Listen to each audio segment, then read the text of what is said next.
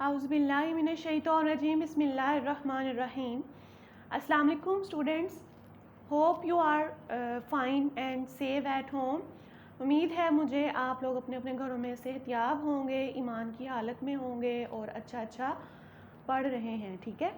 और आज का लेक्चर है जो वो है लेक्चर नंबर 21 और टॉपिक रीडिंग है। सेम जो हमने प्रीवियस लेक्चर नंबर 20 में चैप्टर स्टार्ट किया था, लेसन नंबर 5, और टाइटल था, नेम था उसका इक्वल फुटिंग, ठीक है। उसका आज हाफ जो रीडिंग रहती है आज हम इंशाल्लाह वो कंप्लीट करेंगे हम अपने इस लेक्चर में।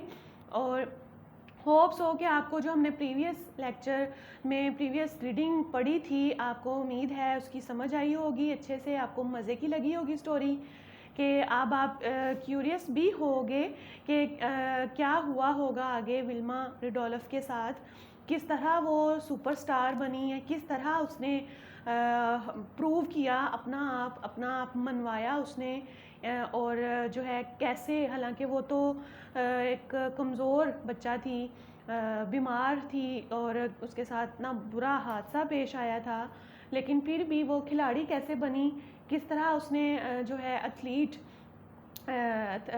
बनी और कैसे उसने रेस में, हालांकि टांगों का मसला था उसको, तो रेस में कैसे उसने अपना आप मनवाया। तो ये जानते हैं आज की जो नेक्स्ट हमने स्टोरी कंप्लीट करनी है, रीडिंग आगे पढ़नी है, तो उसमें इंशाल्लाह हम रीड आउट करेंगे और जो है एक्सप्लेनेशन भी मैं साथ साथ देती जाऊंगी। लेकिन उसके जो रिमेनिंग पैराग्राफ्स हैं उसके मैंने वर्ड्स मीनिंग जो है ना वो निकाल के, मुश्किल जो वर्ड्स मीनिंग है वो निकाल के मैंने बोर्ड पे राइट किए हैं। आप जो है वहाँ से बोर्ड से जो है वो देख सकते हैं, अपनी देख के अपनी बुक पे अंडरलाइन करके मुश्किल वर्ड्स वो आप लिख लें ताकि आपको फिर जो है वो उसकी स्टोरी की अच्छे से समझ आ सके। तो let's start our story. Okay students, हम open your books, page number 61, यहाँ से आज हम जो है वो स्टार्ट करेंगे। 60 हम पेज नंबर 60 हमने प्रीवियस जो है उसमें लेक्चर में कंप्लीट कर लिया था। आज जो है वो हम पेज नंबर 61 से स्टार्ट करेंगे और आई थिंक इधर भी 3 ही पैराग्राफ हैं जो कि आज हमने कंप्लीट करने हैं। तो उन तीनों पैराग्राफ्स के जितने भी मुश्किल वर्ड्स हैं ये मैंने यहाँ लिखे हुए हैं, आप लोग देख सकते हैं, ठीक है। जैसे जैसे मैं रीड आउट करती जाऊँगी ये उसी सीक्वेंस के साथ ही लिखे आपको मिल जाएंगे, ठीक है। अच्छा जी, स्टार्ट करते हैं। One day when Wilma was, ख़त्म कहाँ किया था हमने, ख़त्म यही था ना जहाँ पे soon he was fit enough to join her brothers and sisters on the basketball court. वो उस कोर्ट में जहाँ बास्केटबॉल खेला जाता है वहाँ उसने अपने आप को फिट कर लिया था, इतना इनफ कर लिया था, फिट इनफ इतना हो गई थी कि वो ज्वाइन कर सकती थी, शामिल हो सकती थी अपने बहन भाइयों के साथ उस खेल में, ठीक है। तो वन डे, एक दिन, when Wilma was 11 years old, जब वो 11 साल की हुई, हर मदर रिटर्न होम, उसकी माँ जो थी वो वापस आई होम, घर, टू फाइंड, उसको तलाश करने, ढूंढते, हर डॉटर, अपनी बेटी, running on the basketball court. अच्छा जी, अपने बास्केटबॉल कोर्ट में जो है वो भागती हुई गई, find her daughter running on the basketball court, उसने अपनी बेटी को तलाश किया या पाया घर में, कहाँ, बास्केटबॉल कोर्ट में भागते हुए। दैट वॉज नॉट अनयूजुअल, वो गैर मामूली नहीं था, यानी कि वो जो उसका भागना था बास्केटबॉल में वो गैर मामूली नहीं था, बल्कि आम बात, मामूली बात थी। वो रोज़ जो थी अपने बास्केटबॉल में अपने बहन भाइयों के साथ बास्केटबॉल कोर्ट में खेला करती थी या भागा करती थी, ठीक है। बट लेकिन this time there was a difference, अब की दफ़ा देयर वॉज डिफरेंस, फ़र्क था, ठीक है, कुछ अजीब था, फ़र्क था भागने में, क्योंकि Wilma was not wearing her special shoes. Wow, अच्छा जी, क्या हमें अमेजिंग बात क्या पता चली इधर कि दौड़ती तो वो वैसे भी थी, रोज़मर्रा मामूल था, मामूल के मुताबिक वो दौड़ रही थी और उसकी माँ ने उसको पाया।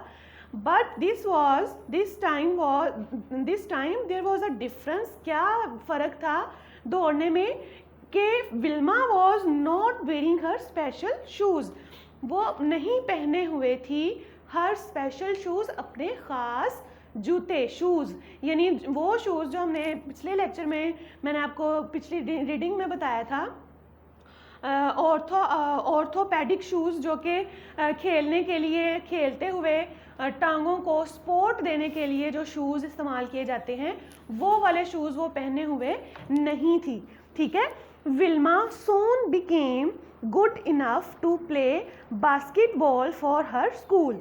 विल्मा जो थी, सून जल्द ही, बिकेम बन गई, गुड इनफ बहुत अच्छी, टू प्ले खेलने के लिए, बास्केटबॉल फॉर हर स्कूल अपने स्कूल के लिए, बास्केटबॉल खेलने के लिए वो अच्छी प्लेयर बन गई, अच्छी खिलाड़ी बन गई, ठीक है। देन फिर वन डे, एक दिन क्या हुआ, एन एथलेटिक्स कोच, अच्छा जी, अब ये जो एथलेटिक कोच जो होता है खिलाड़ियों को सिखाने के लिए या उनकी तरबियत करने वाला जो होता है ना, उसको कहते हैं कोच।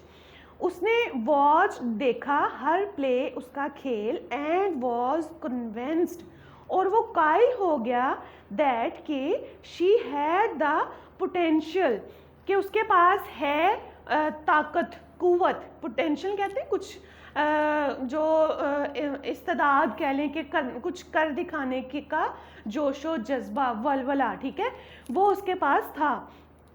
टू बिकम बनने का, आ स्टार स्प्रिंटर, स्प्रिंटर कहते हैं रेसर को ही कहते हैं, लेकिन वो रेसर वो भागने वाला जो कि कम फासले तक दौड़ने वाला हो, यानी कि वो ज़्यादा लंबी दौड़ नहीं दौड़ सकता, बल्कि 100 मीटर या 200 मीटर तक की जो है वो खेलने वाला खिलाड़ी, उसको स्प्रिंटर कहते हैं, रेसर को। Wilma started to train, Wilma जो थी उसकी ट्रेनिंग शुरू कर दी गई, सीखना उसने शुरू कर दिया, ठीक है। तो नेक्स्ट जो है, जाने से पहले इसी पैराग्राफ को दोबारा जो है मैं एक्सप्लेन करूँगी बामुहावरा तर्जमा के साथ, या जो वर्ड बाय वर्ड करके देखते हैं। One day when Wilma was 11, her mother return home to find her daughter, अच्छा जी, जब वो एक दिन ऐसे ही, जब विल्मा खेल रही थी, विल्मा वाज 11, जब वो 11 साल की थी, तो इसी तरह उसकी माँ जो थी घर वापस आई, उसने देखा कि उसकी बेटी running on the basketball court में, बास्केटबॉल के कोर्ट में वो दौड़ रही है। दैट वॉज नॉट अनयूजुअल, वो गैर मामूली नहीं था, बट दिस टाइम, लेकिन इस दफ़ा, देयर वॉज अ डिफरेंस, इसमें फ़र्क था। Wilma was not wearing, Wilma पहने हुए नहीं थी, हर स्पेशल शूज़, अपने ख़ास shoes. Wilma soon became, Wilma जल्द ही, बिकेम बन गई, गुड इनफ, बहुत अच्छी, टू प्ले खेलने के लिए, बास्केटबॉल फॉर हर स्कूल अपने स्कूल के लिए, वो जल्द ही बहुत अच्छी प्लेयर, खिलाड़ी बन गई अपने स्कूल के लिए, बास्केटबॉल खेलने के लिए। देन फिर वन डे, एक दिन, एन एथलेटिक्स कोच जो कि खिलाड़ियों की तरबियत करने वाला होता है, हमको सिखाने वाला होता है, कोच, उसने वॉच देखा हर प्ले, उसका खेल, एंड वॉज कन्विंस्ड, और कायल हो गया, दैट के शी हैड द पोटेंशियल, के उसके पास, यानी कि वो विल्मा इतनी विल पावर से, या विल्मा इतने जोशो और वलवले के साथ खेल रही थी कि वो जो कोच था उसने विल्मा का खेल देखा और वो कन्विंस हो गया, वो कायल हो गया, वो इस बात को मानने पर मजबूर हो गया कि विल्मा हैज़ द पोटेंशियल, कि उसके पास ताकत है, वो कुव्वत है, टू बिकम बनने की, द स्टार स्प्रिंटर, यानी कि ऐसा रेसर जो कि कम फासले तक दौड़ लगा सकता है, ठीक है, दौड़ता है, ठीक है, उसको स्प्रिंटर कहते हैं।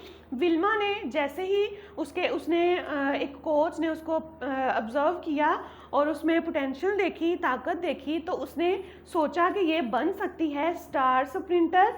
देन उसके बाद क्या हुआ, विल्मा ने स्टार्ट किया टू ट्रेन, अपनी ट्रेनिंग सीखना, बाकायदा तौर पर अपनी ट्रेनिंग शुरू की।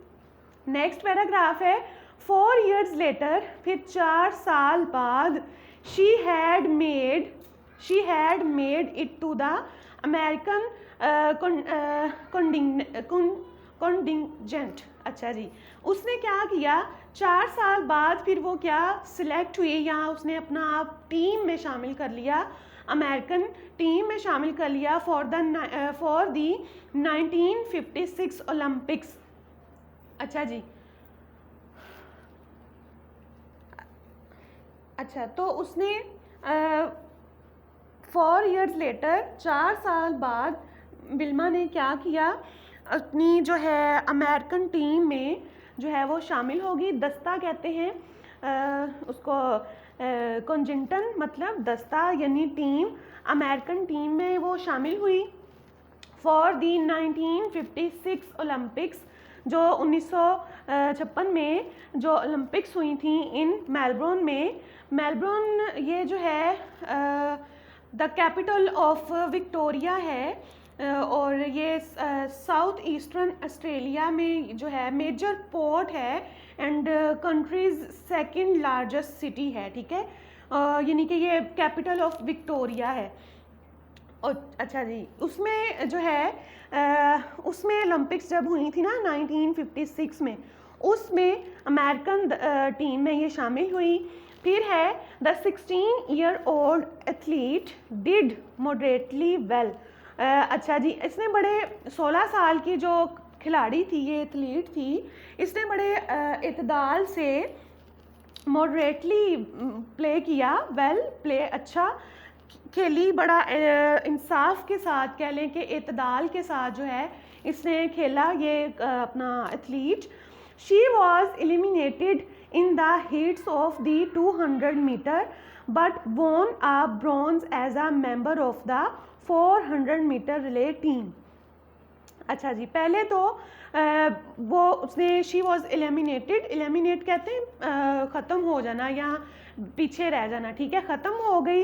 इन the heats of the 200 metre 200 metre वाली जो दौड़ थी उसमें ख़त्म हो गई है, लेकिन वॉन आ ब्रॉन्ज, ब्रॉन्ज मतलब मेडल ही होता है कांसी रंग का, gold, as a member of 400 relay team. Relay team मैंने आपको बताया था जो कि ग्रुप की शक्ल में 400 मीटर की जो दौड़ होती है उसमें, ठीक है, उसमें इसने वो ब्रॉन्ज जीता। नेक्स्ट देखते हैं, लास्ट हमारा पैराग्राफ है, but 4 years later at the Rome Olympics, 4 साल बाद at the Rome Olympics, Wilma was are superstar. Wilma जो थी एक सुपरस्टार कहलाई, बन गई थी। He her medals proved it, उसके मेडल्स जो हैं वो उसके मेडल्स ने साबित किया। The weak sickly girl had refused to accept defeat, कि जो वीक कमज़ोर सिकली गर्ल थी, बीमार लड़की जो थी, उसने हैड रिफ्यूज्ड मना कर दिया, इनकार कर दिया, टू एक्सेप्ट कबूल करने में या मानने में, डिफीट शिकस्त, यानी उसने अपनी हार मानने पर जो है वो कॉम्प्रोमाइज़ नहीं किया, उसने इनकार कर दिया। शी हैड ओवरकम, उसने काबू पाया, पेन दर्द तकलीफ़ पर, एंड सफरिंग मुश्किलात पर, टू ब्रिंग लाने के लिए, ग्लोरी अजमत, टू हर सेल्फ अपने आप के लिए, एंड हर कंट्री और अपने मुल्क के लिए। तो क्या इसमें बताया कि उसने कैसे अपना आप जो है 4 years लेटर, 4 साल बाद एट द रोम ओलंपिक्स में, रोम में जो ओलंपिक्स गेम्स हुई थी, शी वॉज अ सुपरस्टार, उसमें वो सुपरस्टार थी। हर मेडल्स प्रूव्ड इट, उसके जो मेडल्स थे जो उसने जीते, उन्होंने प्रूव किया कि ये जो वीक सिकली गर्ल है, हैड रिफ्यूज, उसने इनकार कर दिया, टू एक्सेप्ट डिफीट, अपनी हार मानने, अपनी शिकस्त मानने पर उसने जो है वो इनकार किया। यानी कि जो भी उसके साथ बचपन में हादसा पेश आया, या वो अल्लाह की तरफ से वो क्या कह लें कि वो प्रीमेच्योर बेबी थी, और किस तरह वो प्रीमेच्योर बेबी होने की वजह से वो वीक थी और बीमार थी, और फिर थोड़े अरसे बाद वो उसके साथ जो बीमारियों ने अटैक किया उसके ऊपर, पोलियो से हुआ, डबल निमोनिया हुआ, स्कारलेट फीवर उसको हुआ। अब इन बीमारियों के साथ उसने अपनी विल्मा ने अपना यूज़ ऑफ लेग जो था, यानी उसकी टांगों का इस्तेमाल, वो ख़त्म हो गया, वो खो गया, ठीक है। तब वो सिर्फ 4 साल की थी, तो उसने तब ये अपने बचपन में ही ये चीज़ें देखी और 2 साल तक बेड पर ऐसे ही पड़ी रही। लेकिन स्टूडेंट्स याद रखिए कि क्या चीज़ जो थी जिसने विल्मा को दोबारा खड़ा होना और दोबारा चलना सिखाया, वो है उसकी विल पावर, ठीक है।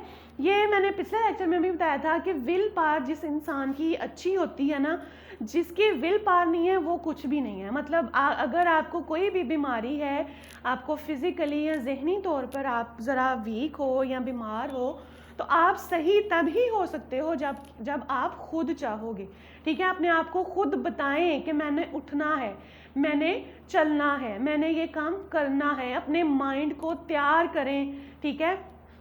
आप कोई भी काम है उसको एज अ चैलेंज एक्सेप्ट करें तो डेफिनेटली आप उसको कर सकते हैं, ठीक है। तो इसी तरह इसी स्टोरी में भी विल्मा ने भी यही किया।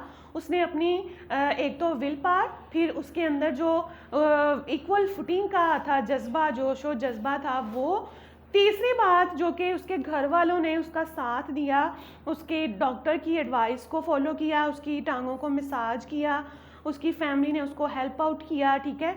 और जैसे ही उसने इन तीनों चीज़ों का सहारा लेते हुए उसने अपनी विल्मा ने एक्सचेंज की ब्रेसेस अपने किसके साथ, ऑर्थोपेडिक शूज़ के साथ। कैसे, यानी उसने अपने आप को संभाला और खड़ी हो गई, दोबारा चलना शुरू कर दिया, दौड़ना शुरू कर दिया। तो ये उसने इससे हमें इस स्टोरी से हमें बड़ा सबक लेसन मिलता है कि किस तरह एक बीमार और कमज़ोर लड़की ने सफ़र किया, सामना किया मुश्किलात का, और उनको फेस किया मुश्किलों को, दर्द को, तकलीफ़ को, और फिर ओवरकम किया। ओवरकम मतलब उस पर काबू पा लिया, अपनी मुश्किलात को, अपने पेन पर, और अपनी डिफ़ीट जो है उसको एक्सेप्ट नहीं किया, ठीक है। डिफ़ीट एक्सेप्ट नहीं की उसने, और वो अपनी मुश्किलात का सामना करते करते उसने वो लेके आई ग्लोरी, शानो शौकत, अज़मत टू हर सेल्फ, अपने लिए। कैसे, यानी उसने अपना नाम बना लिया ना, यानी कि आज अब हम उसके बारे में पढ़ रहे हैं किताबों में, विल्मा रुडोल्फ के बारे में, ठीक है। और इसी तरह हमसे पहले लोग भी जो थी वो भी उसके बारे में यकीनन पढ़ा होगा, और आने वाली जो हमारी नस्लें हैं वो भी हमेशा उसको याद रखेंगी उसके नाम से। उसने अपने आप के लिए भी अज़मत कमाई, और फिर उसने अपने मुल्क के लिए भी, यानी अपने कंट्री के लिए भी उसने जो है वो ग्लोरी, अज़मत लेके आई। ओके स्टूडेंट्स, ये आज का था जो हमारा lecture chapter number 5 equal footing, और उसका पेज नंबर 61 हमने पढ़ा, रीडिंग की, और अच्छे से उसकी एक्सप्लेनेशन मैंने की, कोशिश की है कि अच्छे से उसको जो है वो हर ईच एंड एवरी पॉइंट जो है वो मैं आप लोगों से डिस्कस करूं और एक्सप्लेन करूं। होप्स हो कि आप लोगों को समझ आ गई होगी। इसमें बहुत सारे इंपॉर्टेंट पॉइंट्स हैं, जैसे आपने याद रखना है इसका विल्मा रुडोल्फ नाम, वो कितने साल की थी, 20 साल की, ठीक है। एथलीट थी वो, कौन सी कितने उसने मेडल्स जीते थे, 3 गोल्ड मेडल्स उसने जीते थे। फिर उसकी जो जीत थी वो आम नहीं थी, ठीक है। वो ज़्यादातर किन रेसेस में उसने रिकॉर्ड्स कायम किए, 100 मीटर, 200 मीटर और 400 मीटर में, ठीक है। और वो कितने बहन भाई थे, और कौन से नंबर पर वो आती थी अपनी बहन भाइयों में या अपने ख़ानदान में, ठीक है, बच्चों में, ठीक है। उसके बाद उसके साथ बीमारियां उसको कौन सी थीं जिन्होंने अटैक किया उस पर। एक तो पोलियो था, उसको डबल नमूनिया था, स्कारलेट फीवर था। किस एज में जो है वो उसने अपना यूज़ ऑफ लेग खोया था, वो तब जब 4 साल की थी, तब उसने अपना यूज़ ऑफ लेग खोया, ठीक है। उसके बाद जो है वो 2 साल, कितने साल बेड पे पड़ी रही, 2 साल।